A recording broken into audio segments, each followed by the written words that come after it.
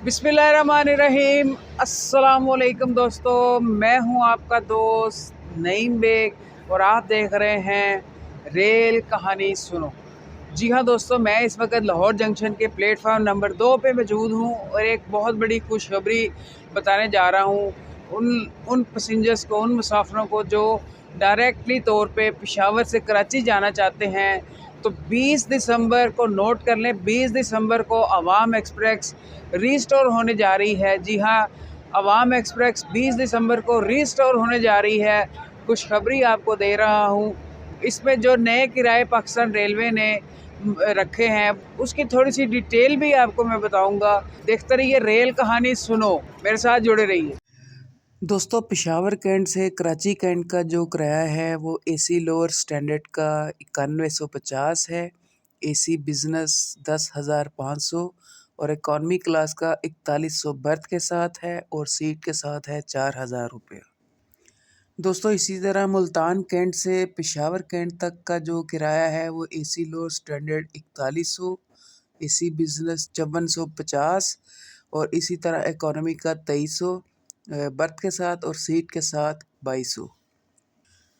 दोस्तों लाहौर जंक्शन से रावलपिंडी तक का जो किराया है वो एसी लोअर स्टैंडर्ड 1500 है, एसी बिजनेस का है 2250 और इकॉनमी बर्थ के साथ 1000 रुपया और सीट 950।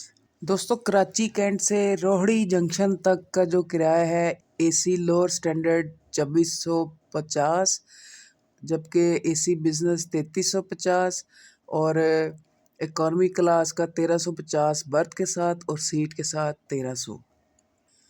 इसी तरह दोस्तों मुल्तान कैंट से रावलपिंडी का जो किराया है एसी लोअर स्टैंडर्ड 3500 रुपया, एसी बिजनेस 5000 रुपया और जबकि इकॉनमी का 2000 और सीट के साथ 1900।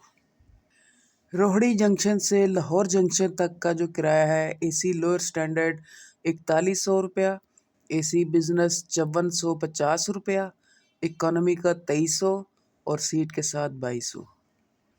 कराची कैंट से लाहौर जंक्शन तक एसी लोअर स्टैंडर्ड 6000 रुपया, एसी बिजनेस 8650 और इकॉनमी का 3250 और सीट के साथ 3150।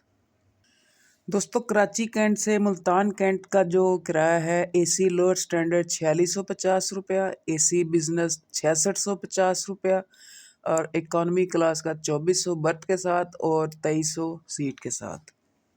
इसी तरह रावलपिंडी से पेशावर सिटी के लिए AC lower standard 1100, AC business 1500, economy 750 और सीट के साथ 700।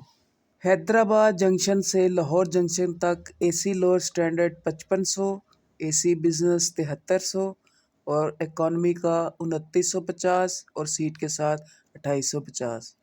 तो दोस्तों ये तो थी थोड़ी सी तफसील किरायों की। देखते रहिए रेल कहानी सुनो। आज तक के लिए इतना ही। अपने दोस्त नईम बेग को इजाज़त दीजिए। अल्लाह निगहबान।